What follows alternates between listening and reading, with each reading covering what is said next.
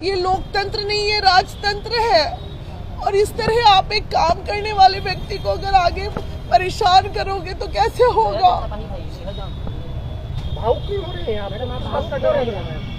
डर मुझे किसी का नहीं है, मुझे दुख है। डर क्यों रहेगा मुझे? डरती तो मैं यहाँ तक पहुँचती।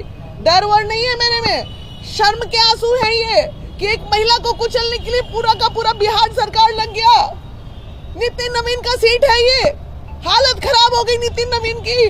पुलिस के अरेस्ट करा के ले गया मेरे को। ये क्या शर्म नहीं आई? बड़े बड़े क्रिमिनल, बड़े बड़े अपराधी, जिसमें 7 को हत्याकांड चल रहा है, जिसमें रेपिस्ट सब बैठे हुए सत्ता में, और मेरे पे बेलेबल धारा पे अरेस्टिंग हो रही है। क्यों नहीं अरेस्ट करते हैं? अभी रेप हुआ है ना, जाके अरेस्ट कीजिए ना, एनकाउंटर कीजिए ना। सत्ता में बैठे हैं तो रंगदारी। अब आपको समझ में आया कोई हथियार कैसे उठाता है? समझ में आया? यही परिस्थितियां होती है जो हथियार उठती है। मुझ जैसी महिला को इतना प्रताड़ित करोगे तो कल हम भी हथियार उठा के रोड पे आके मार देंगे 2-4 को। 500 मीटर दूरी पे थाना है, 500 मीटर दूरी पे हम है। महीना में 4 बार थाना जाते हैं।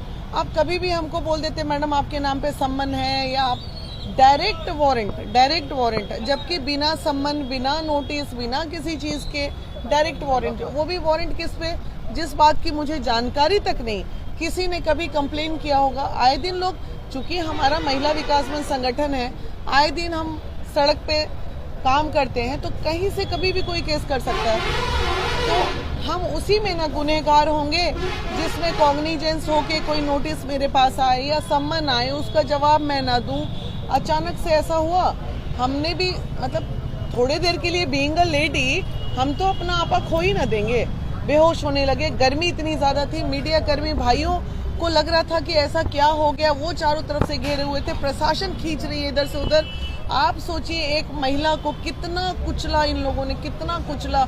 और ये मोदी जी की सरकार है भाई, जहां कहा जाता है महिलाओं के हित की बात होती है और महिलाओं के लिए सरकार है।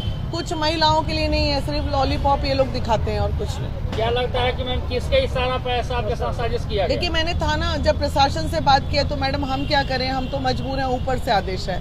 ऊपर से आदेश मतलब ऊपर से आदेश।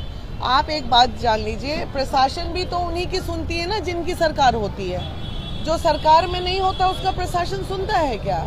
मतलब इन लोगों को राजनीतिक करनी है तो अच्छे से नहीं करनी है, छिया लेदर करना है। मतलब गड्ढा खोदे मेरे लिए, गिर गए खुद। अब पूछिए कैसे गिर गए।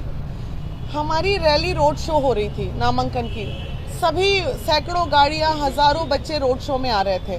इन्हें लगा कि हम भी उसी में हैं, जबकि हम 10 बजे अपने नामांकन करने के लिए 5 लोगों के साथ अंदर थे। तो इन्हें लगा जैसे इनकी रैली यहाँ पहुंचेगी वहीं अरेस्ट कर लेंगे। लेकिन गलतफहमी हो गई, प्रशासन के साथ हुई।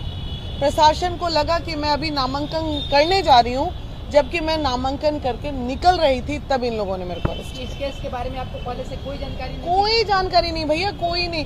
रहती तो कोई पागल है क्या कि उसमें मेंशन नहीं करता। जब मैंने अपने 4 केस को मेंशन किया है उसमें नॉमिनेशन के पेपर में, तो 5वें का नहीं करती। ये कोई अपराध थोड़ी था, बेलेबल धारा था, बेल ले लेते कभी हम जाके। क्या लगता है बिना मांगी से डर सता रहा था बीजेपी? बोलने की जरूरत नहीं है, डर तो है बाबू। आधी आबादी नामांकन रोकने की साजिश थी आपके साथ? अभी रात बीती नहीं है, कयामत की रात है। नामांकन कल सुबह 11 बजे तक भी रुक सकता है। आप बहुत ज्यादा खुश नहीं हो सकते हैं। हम कुछ भी लकूना लगा के ये लोग नामांकन रद्द कराने के लिए अपनी एड़ी चोटी एक करेंगे। कर ले, लोकतंत्र की हत्या कर लो। अरे भैया, चिलगोजा का छिलका को खड़ा कर दो, चाहे किसे भी खड़ा कर दो। सरकार तो तुम्हारे माने 40 साल आपके हाथ में सरकार रहा, पेट नहीं भरा। कितना बड़ा पेट हो गया आप लोग का। किसी नए व्यक्ति को आने दीजिए जो समाज में 14 साल मैंने समाज सेवा किया, और आज जब मैं कुछ करना चाह रही हूँ समाज के लिए और अच्छा, तो आपके गले की हड्डी हो गई मैं। ये क्या अच्छी बात है? आपके पीछे क्यों पड़ी हुई है? इसलिए क्योंकि हम उनके गले की हड्डी बन गए हैं।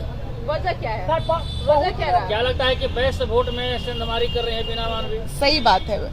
आज तक कायस्थ बिना वैश्य के वोट के नहीं जीते हैं। अब जो रातों रात इन लोगों ने ऐसा कर दिया, अब इनको लगा कि गलती हो गया।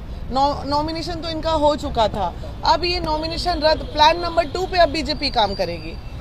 कि अब प्लान नंबर 2 करो, किसी तरह उसका नॉमिनेशन रद्द कराओ, क्योंकि वीना मानवी के खड़े होने से बहुत बड़ा नुकसान है इन लोगों को। आधी आबादी का वोट कटेगा, वैश्य समाज का वोट करेगा, तेज प्रताप जी के आ जाने की वजह से MY समीकरण में पलटवार होगा।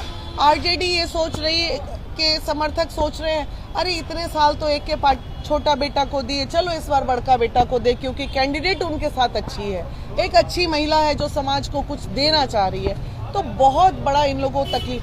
4 कैंडिडेट है ना जी, चारों को सामने खड़ा कर दीजिए और उनसे पूछ लीजिए इस बांकीपुर क्षेत्र के लिए अगर 10 काम भी किसी ने किया होगा चारों कैंडिडेट में, तो जो कहिए सो, चाहे वो प्रशांत किशोर ही क्यों ना हो।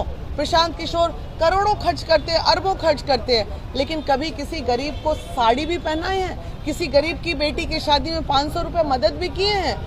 आज हम आपके लिए इतने बुरे हो गए कि आप इस तरह की नीचता पे आप लोग उतर गए मेरे लिए। तो क्या बिना मानवी डर गई, डर जाएंगी? क्या बात कर रहे हो, बताइए तो। ये बहनों का ताकत, हम डर जाएंगे।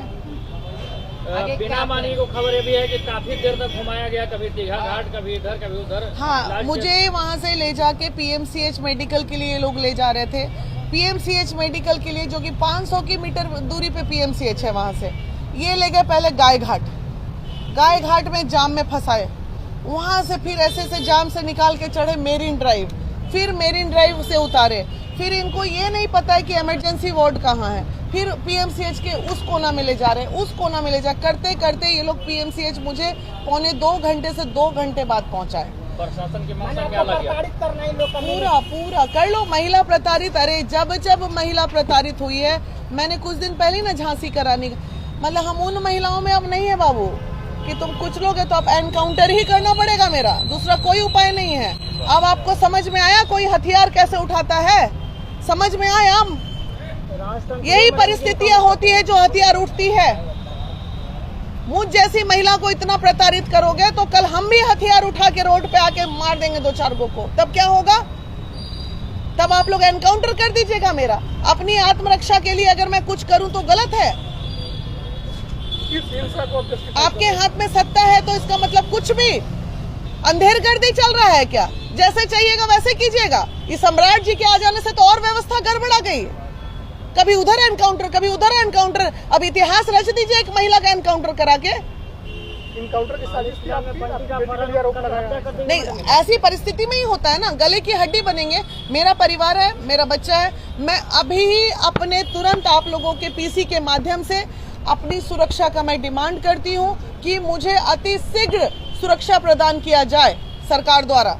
और अगर जो सरकार ने सुरक्षा नहीं दी मुझे, तो मैं मान लूं कि ये साजिश है, मेरी हत्या भी हो सकती है। न्यायालय में आपको तेज प्रताप यादव नहीं पहुंचे। तेज प्रताप यादव जी बाहर है, वो अभी लैंड कर गए हैं, थोड़ी ही देर में वो PC भी करेंगे और अभी मैं वहीं जा रही हूँ कार्यालय उनसे मिलने के लिए।